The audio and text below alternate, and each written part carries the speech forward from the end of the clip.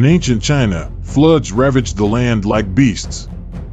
The Yellow River, the Yangtze River, and other rivers overflowed, submerging farmlands, washing away houses, and plunging people's lives into despair. Emperor Yao, the leader of the tribal alliance at the time, faced this disaster with unprecedented pressure. Emperor Yao knew that to solve this catastrophe, he must find a hero who could lead the people to control the floods. At the recommendation of his son, Danzhu, Yu the Great, a young man of wisdom and courage, was chosen for this monumental task. Yu accepted this mission, determined to make the floods obey human will. When Yu took on the responsibility of flood control, he made a vow. He knew it would be a long struggle against nature, but he believed that if people united, they could move mountains. His father, Gun, had been punished for failing to control the floods, and Yu was determined not to repeat history. First, Yu conducted an in-depth investigation into the causes of the floods. He discovered that the main reason for the flooding was the blockage of river channels. Thus, he formulated a bold plan to divert the floods instead of simply blocking them. He personally led the people in the arduous task of digging.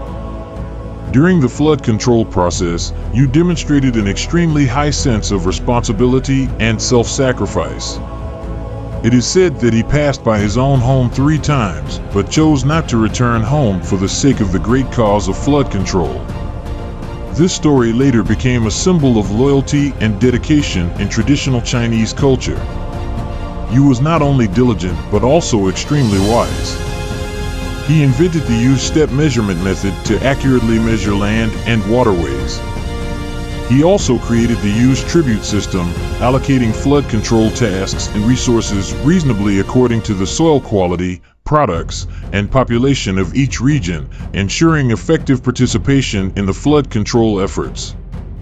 In ancient mythology, Yu was assisted by the gods. The gods bestowed upon him magical tools such as the mountain axe and the sea-calming needle, which helped Yu overcome numerous difficulties and accelerate the flood control process. These mythical elements added a mysterious hue to the story, reflecting the ancients' awe of natural forces. While controlling the Yellow River, Yu encountered a giant dragon named Wuziki. This dragon controlled the floods and brought disaster to the people. Yu engaged in a fierce battle with the dragon and ultimately succeeded in subduing it, bringing the floods under control. This episode symbolizes humanity's conquest of natural forces. After 13 years of arduous effort, Yu finally succeeded in controlling the floods.